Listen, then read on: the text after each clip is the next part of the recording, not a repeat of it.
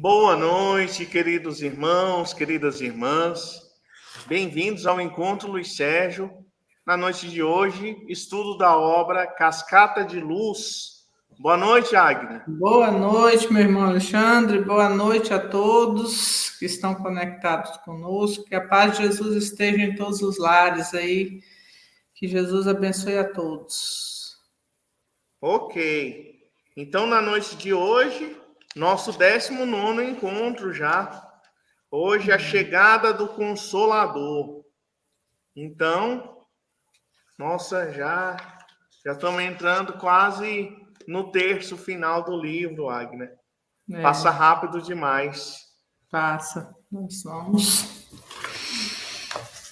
Então tá, minha irmã, faz a prece inicial para nós. Tá certo. Vamos serenar nossos pensamentos, elevar o nosso pensamento a Jesus, nosso mestre, companheiro divino em todas as horas, e agradecer por estarmos aqui reunidos, conectados, para mais esse estudo dessa obra maravilhosa. Que Jesus nos abençoe, abençoe a todos que estão conectados, todos os lares, que esses minutos que passaremos juntos, possamos ter bom proveito dessa obra, dos ensinamentos, e que possamos, Senhor, ter mais entendimento sobre o Consolador prometido, que é a doutrina espírita. Obrigada, mestre amigo, e fique conosco hoje e sempre. Graças a Deus. Graças a Deus. Então, a chegada do Consolador. Engraçado, Agnes, que muitas vezes a gente acha difícil ser espírita, né? Muitas pessoas, inclusive, concordam com as ideias espíritas, leem muitos livros espíritas, mas aí na hora que perguntar, você é espírita? Não, eu sou um simpatizante. Na verdade, as pessoas têm um receio de se comprometer, né, de falar que é espírita e de se comprometer com o que o espírita tem que fazer, que é viver as verdades que a doutrina nos traz e se tornar alguém melhor.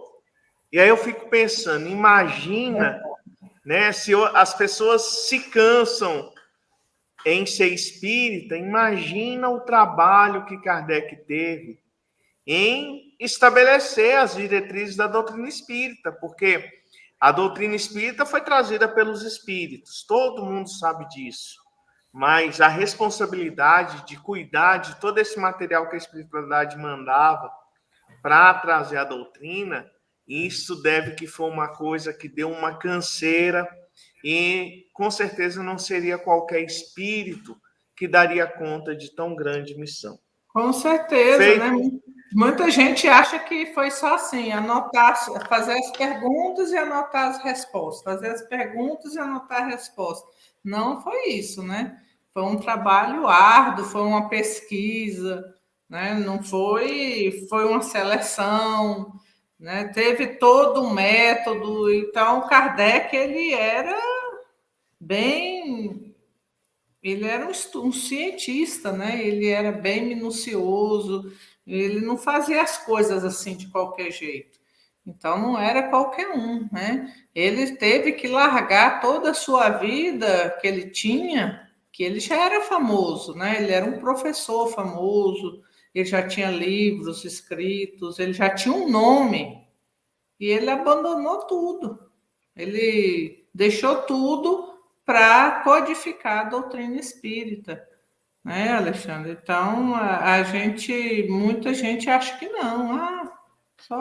Ele foi o codificador, ele só ficou fazendo pergunta e anotando as respostas. Não foi só isso. Se fosse só isso, seria fácil. Wagner, a primeira vez que eu fui na França, em 2004, foi no bicentenário de Allan Kardec. Uhum. E às margens do rio Sena, tem muitas pessoas que vendem livros. tipo uns camelôs vendendo livros. Uhum. E nessa vez que nós fomos lá, nós encontramos um livro de aritmética que foi escrito não por Allan Kardec, mas Hippolyte Léon Denisard Rivail, que é o verdadeiro nome do Allan Kardec. Allan Kardec é um pseudônimo. Então, ele era um cientista, ele foi educado lá no grande Instituto de Verdun, na Suíça, foi aluno do grande mestre Pestalozzi, a ponto de ter uma interação, né, de mestre para mestre com ele. Então, como você bem falou, Kardec abre mão dessa vida científica dele e passa humildemente a adotar esse pseudônimo e fazer, né, deixar para a humanidade uma contribuição que é imensurável. A contribuição, a chegada da doutrina espírita, ela é um divisor de águas, porque até então nós tínhamos o quê? Nós tínhamos o inferno, tínhamos o purgatório e tinha o céu, mas um céu meio duvidoso, que você podia pagar por esse céu, você podia cometer todos os crimes que pudesse cometer, no final podia pagar uma determinada quantia e estava tudo certo. Aí eis que vem essa doutrina maravilhosa e fala que a vida continua, que existe vida após a morte, que o inferno não existe da maneira que ele era apresentado, que se você errou, você tem uma nova oportunidade de acertar. E traz para todos nós esse ensinamento maravilhoso que prova a justiça de Deus verdadeiramente, que é a reencarnação. Agora imagina para esse espírito, né, para Allan Kardec, um homem de ciência, mas que tinha uma fé raciocinada, ser o porta-voz de trazer toda essa mensagem que está aí para a humanidade. Então, foi uma responsabilidade muito grande, e quão grande a responsabilidade foi o trabalho que esse espírito nobre teve para nos deixar esse legado maravilhoso que é a doutrina espírita. Antes de voltar para você, Agnes, eu queria só falar, porque muitas vezes nossos irmãos profitentes de outras religiões, especialmente os evangélicos, eles falam que nós não aceitamos Jesus, que nós veneramos a entidade Allan Kardec. Meus irmãos, não é verdade. Nós acreditamos em Deus, que é nosso Pai, que é o Pai de todos, que é o Pai, inclusive, de nosso Senhor Jesus Cristo. Acreditamos profundamente em nosso Senhor Jesus Cristo, que é o guia e modelo que o Pai nos confiou. É o modelo mais perfeito que já pisou na Terra. E o nosso sentimento em relação a Allan Kardec não é de idolatria e muito menos de veneração, mas um sentimento de gratidão, pelo reconhecimento do seu imenso esforço, do seu imenso trabalho. Então, nós acreditamos que a doutrina espírita é a terceira revelação da lei de Deus. Então, como nós não aceitamos a Jesus, não aceitamos aos escritos antigos, né? Os 10 mandamentos foram reduzidos em 2 por Jesus.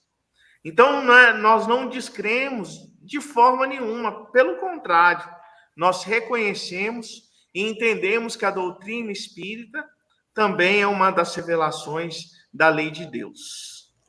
Passo para você agora, minha irmã. E que a doutrina espírita, ela não fala nada contrário às leis de Deus e o que Jesus veio passar para nós, né? Ela veio esclarecer, não contradizer, né?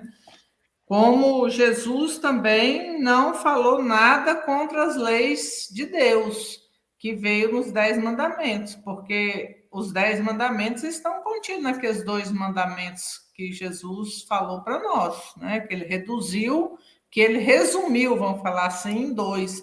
Então, muita gente acha que é uma invenção nova, né? Não é uma invenção nova. É o cristianismo redivivo, é uma explicação, é aquilo que a gente não entendia na época do Cristo, que nós não conseguiríamos entender e que agora veio a Kardec codificar a doutrina para nós, a espiritualidade maior, né? Porque não foi Kardec que escreveu, que escreveu os livros, né? Ele foi apenas o codificador. Nós temos um sentimento de gratidão por Allan Kardec, como você disse, nós não temos adoração por Allan Kardec. Nós temos um irmão que nós vamos ter uma eterna gratidão, porque ele foi, se não fosse a dedicação de Allan Kardec, a gente teria a gente teria mais dificuldade, teria que vir outro, né? Se não fosse ele. E ele não estava sozinho, ele teve a sua esposa, né? A sua esposa foi o grande esteio, a Amélie Boudet, a Doce Gabi, né? A Doce Gabi. Ela ajudou Kardec, assim, ela ficava maravilhada também com a doutrina espírita. Ela nunca reclamou, ela sempre ajudou Kardec, ela ajudava Kardec a ler as cartas, a receber, a colocar em ordem as papeladas, né? Porque naquela época não tinha computador, não tinha, era tudo escrito, né? Não tinha máquinas assim para escrever, era tudo na mão, né? Então ela ajudava Allan Kardec, ela foi a grande cooperadora de Allan Kardec. E além disso, teve uma equipe de médiuns, né? As duas irmãs lá, né? Teve as duas irmãs Baldin, teve uma outra médium que ajudou e vários outros que ajudaram Kardec, que deixaram a sua vida para ajudar. Eles vieram justamente com isso, uma equipe de espíritos que vieram junto com Kardec para auxiliar, né? Aquele pessoal lá da tipografia também, que com aquela dificuldade toda que Kardec teve para fazer o primeiro livro espírita, da codificação espírita, que teve que passar primeiro pela correção, pela espiritualidade maior, depois ser, né, Ele teve muita dificuldade, Kardec, até que saiu o livro dos Espíritos, em 18 de abril de 1857, né? 18 de abril foi a grande luz chegou em Paris, a cidade da luz recebeu a grande luz, né, da espiritualidade maior, que foi o Livro dos Espíritos. E nessa época o Livro dos Espíritos não tinha 1019 questões, né, qual tem hoje. Ele só tinha 501, né? 501, né, Alexandre? Isso. 501 perguntas e respostas. Mas, gente, foi assim a luz que se abriu sobre o planeta Terra, né? E esse livro foi o primeiro da codificação, o Livro dos Espíritos. E o Livro dos Espíritos, ele é o nosso código, né? Todo espírita tem que estudar o Livro dos Espíritos, porque lá está contido toda a doutrina espírita, né? Se você observar lá, você vai achar todos os outros dentro do Livro dos Espíritos, todas as outras obras que Kardec depois veio escrever, né? Livro dos Médiuns, o Evangelho, Livro dos Médiuns, livro A Gênese, o Céu e o Inferno, tudo vai estar lá dentro do Livro dos Espíritos. E muita gente não quer estudar o Livro dos Espíritos, sabe por quê? Porque ele passa a ser obrigado a fazer a sua reforma íntima, a se modificar. E nós temos um grande problema, a gente não quer sair da nossa zona de conforto, né? A gente não quer mudar, a gente não quer abrir mão de muitas coisas material ainda, desse mundo material. Então, a gente é muito apegado, né? E essa aula que a turma do Luiz Sérgio estava assistindo, eu fico imaginando que coisa mais maravilhosa. Ele falava que é um teatro vivo. Eu queria tanto estar lá assistindo esse teatro vivo, devia ser uma coisa maravilhosa, né? Vendo a vida, transcorrer a vida do Allan Kardec, o primeiro livro dos Espíritos, né?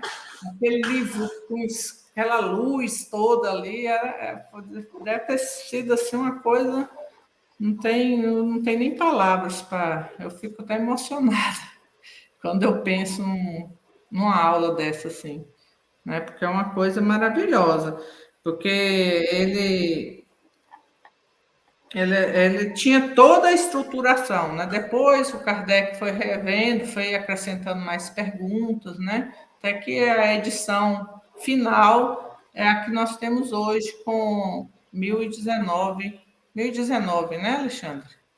Mil e Isso. 19 questões. Pode falar, Até Alexandre. mesmo, Agna, porque naquela época os livros só era publicado o livro que a igreja autorizasse, né? Então essas 501 perguntas, certamente elas não entravam em nenhum conflito com aquilo que a igreja, que tinha o poder na época, pensasse o contrário. E aí depois, né? Então o livro pôde vir com essas 1019 perguntas. Na verdade, são mais de 1019, né? Porque tem muitas perguntas tem pergunta São mais, B em né? algumas, né? Então, mas em termos de números, ela é numerada até 1019. Mas assim, Kardec, ele já era um dos discípulos de Nosso Senhor Jesus Cristo, né? Kardec, primeiro, o nome Allan Kardec é o nome que ele herdou de uma encarnação druida dele, né? Então, foi uma encarnação que ele teve muita afinidade, muito aprendizado, e ele trouxe esse nome para o seu pseudônimo. O espírito que orientava ele, o Zéfiro, né, foi um dos que fez essa revelação para ele. Mas, se Allan Kardec era um dos discípulos, ele tinha que ter as características, né, da sua encarnação lá como discípulo do mestre. E um espírito para codificar essa doutrina, para ver as mesas girantes e para interrogar, falar, ora, está respondendo? Se tivesse só se movimentando, tudo bem, mas está respondendo, então tem uma inteligência por trás disso. Então tinha que ser um espírito que tivesse dúvida. Então Kardec é a reencarnação do Tomé, aquele que tocou as chagas do mestre, aquele que foi lá para ver se a aparição do mestre após a sua partida realmente era real. E aí ele vai e toca lá nas feridas na mão do Senhor. Então, você vê que o espírito da dúvida, né, do questionamento, essa é a característica ideal para quem pudesse codificar a doutrina espírita, para fazer as perguntas necessárias e, acima de tudo, para duvidar das respostas que eram apresentadas. Então, Kardec, ele não pegava assim, mandava um monte de pergunta para uma médium, não. Ele mandava um monte de perguntas para muitos médiums. E aí confrontava aquelas respostas. Embora as respostas que constam da redação dos livros sejam predominantes das irmãs, né? Mas elas já tinham sido confrontadas com as outras respostas, o que dava uma validação e uma ideia da universalização do pensamento dos espíritos. E o próprio Kardec, né, recebe orientação mais tarde de que, né, se melhor recusar uma verdade, melhor recusar 9 verdades do que aceitar uma mentira que o Erasto fala para ele naquela mensagem que consta da Revista Espírita. Então, com um crivo de sabedoria, mas acima de tudo de razão, mas não aquela razão que fala assim, não, eu vou estudar isso aqui, mas eu já sei que isso não existe. Não. Aquela razão aberta, né? Que assim, eu tenho uma base de conhecimentos, mas se isso aqui me mostrar que é verdadeiro, essa minha base ela vai ser acrescida desse conhecimento, o que é muito difícil, Agnes. Às vezes nós temos as nossas verdades relativas e a gente não abre mão dessas coisas que a gente acredita, que a gente entende como verdade. A gente pega, por exemplo, o discípulo, o apóstolo Paulo de Tarso, um emissário de Jesus que reencarnou e que em outras experiências também já tinha reencarnado como emissário do Divino Mestre, né? Ele reencarna a pedido do Cristo, como Saulo de Tarso, profundo conhecedor das leis antigas. Paulo de Tarso foi Daniel também, aquele Daniel lá das covas dos leões lá. Ele pega, reencarna com o Velho Testamento cristalizado dentro dele. Aí surge, né, o Galileu trazendo a mensagem, as pessoas entendendo que ele era o Messias, e aquele espírito orgulhoso e profundo conhecedor das leis, né, fala, não, mas não pode ser. Né, o Salvador não pode vir dessa maneira simplória. Então, até Saulo, que era um discípulo do Mestre, ele questionou aquilo ali, e muitos crimes derivaram da sua perseguição aos cristãos.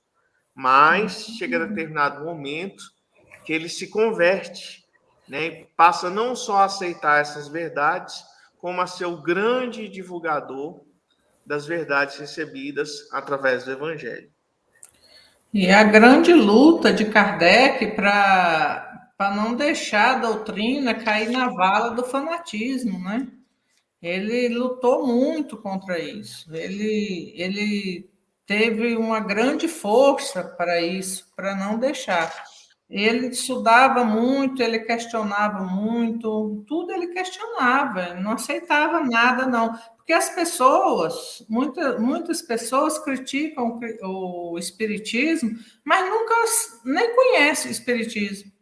Não, isso aí é coisa de Satanás e pronto, deu a sentença e pronto, mas nunca procurou saber as suas bases, nem nada, nunca leu, e fala, pega trechos lá do Velho Testamento soltos e cita coisas que, lá no Velho Testamento fala que é proibido invocar os mortos, e você se invoca mortos, isso não pode, que não vai.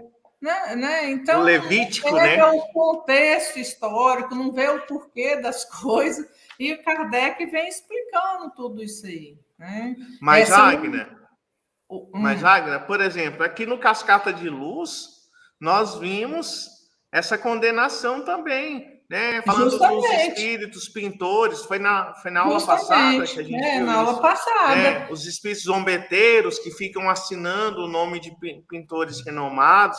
Então, a doutrina espírita também, ela não é favorável a esse tipo de coisa. Não. Tem que ser favorável, não é favorável. Quantos por aí fica dando mensagem falando que é Jesus, falando que é Maria, né? Então, quantos falando que é Chico Xavier?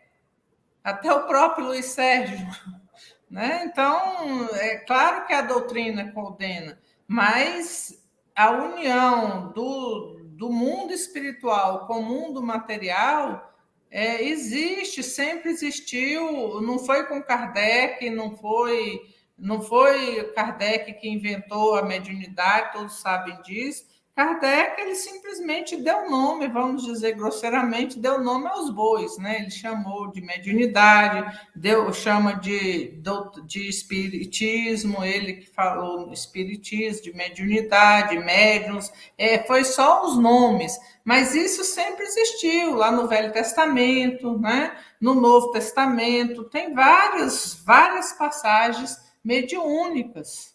Então, são coisas que as pessoas não conhecem e não aceitam, não têm conhecimento de causa.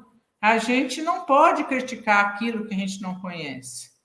E as pessoas criticam, né? Criticam o que não conhece e não tem base para isso. E Kardec, naquela época, ele sofria muito com isso já, né? E vocês notam que Kardec nunca colocou nas mensagens o nome dos médiuns. Ele não colocava o nome dos médiuns, ele só falava o nome dos espíritos. Porque o mesmo espírito que dava mensagem para as irmãs, dava mensagem para outros médiuns, respondendo as mesmas perguntas de Kardec. Então, ele foi fazendo essas comparações e usando esses princípios que nós vimos lá na introdução, tem na introdução do Evangelho, né, que fala sobre o princípio da universalidade, o princípio da concordância que Kardec usou para codificar a doutrina espírita.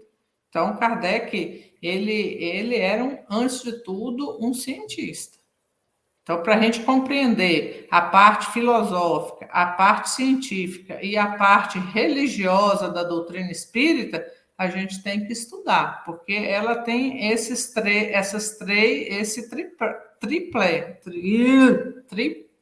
né? Ela é tanto uma filosofia de vida, ela é uma ciência e ela é uma religião.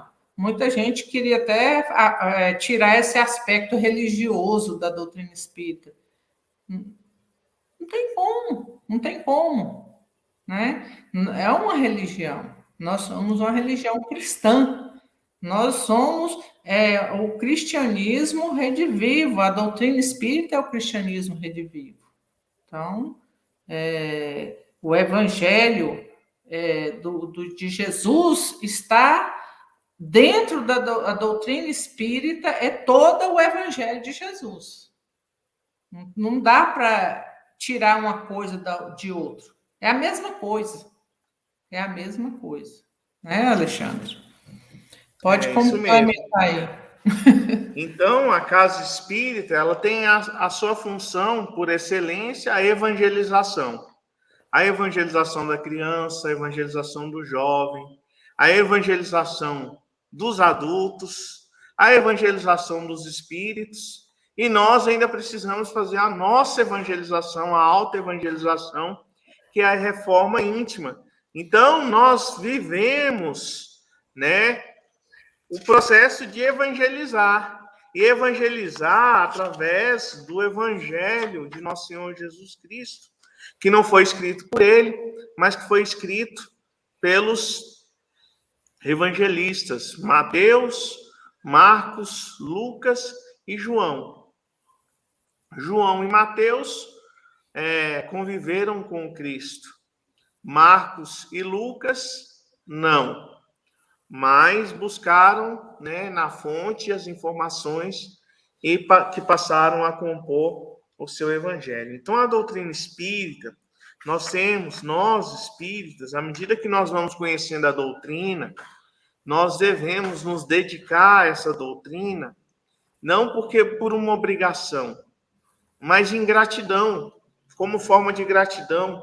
Gratidão ao esforço de Kardec, gratidão ao esforço da Falange Espírito de Verdade, que veio trazer esses ensinamentos, que era uma plêiade de espíritos enormes. Então, em gratidão ao esforço desses espíritos, nós temos que pegar essa doutrina e propagá-la aos mais diversos recantos do nosso planeta, chegando a todas as pessoas. Porque o conhecimento da reencarnação, por exemplo, ele traz muito conforto, né? Ele traz muito conforto. Saber que a alma sobrevive à morte do corpo traz muito conforto. A possibilidade de você comunicar com um ente que partiu traz muito conforto.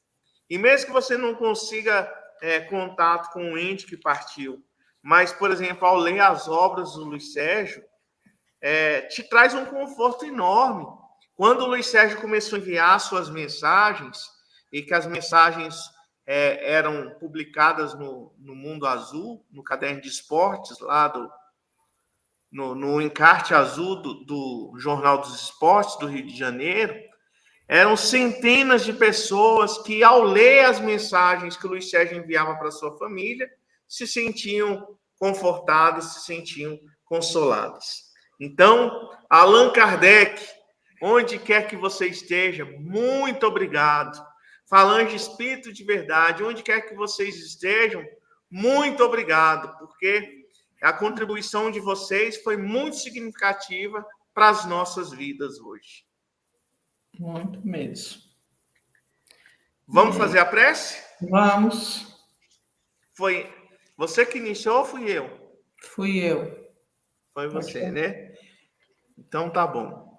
Então, queridos irmãos, queridas irmãs, agradecidos pela oportunidade de mais esse encontro, é que rogamos a nosso Senhor Jesus Cristo que nos abençoe, que abençoe os lares aqui representados, trazendo paz, trazendo harmonia, trazendo equilíbrio, trazendo alegria para as nossas vidas, trazendo esperança e a fé em dias melhores.